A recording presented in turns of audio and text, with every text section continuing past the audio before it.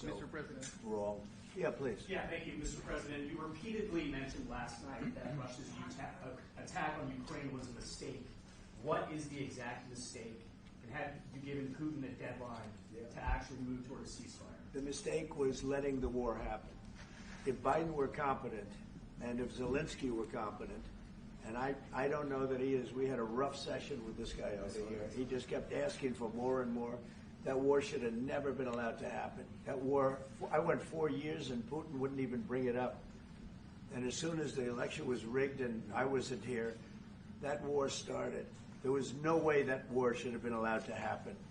And Biden should have stopped it. And you take a look at Putin. I'm not saying anybody's an angel. But I will tell you, I went 4 years and it wasn't even a question. He would never, and I told him, don't do it. You're not going to do it. And it was the apple of his eye, but there was no way that he would have done it. All you had to do is lower oil prices. If you lowered oil prices, Biden kept the prices so high because he made it impossible to get it. If you lowered oil prices, you would have never had the war. But you wouldn't have had it with me anyway. That war would have never happened. And I think it's a great abuse. So now what do?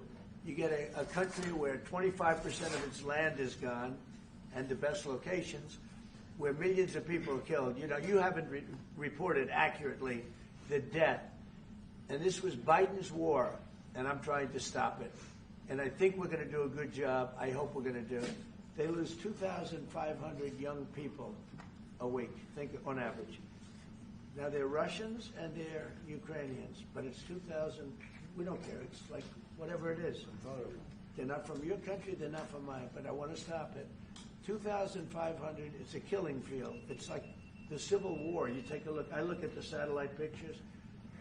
This should not be happening in our time. Of course, our time can be pretty violent, as we know.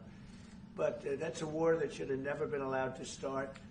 And Biden could have stopped it, and Zelensky could have stopped it, and Putin should have never started it.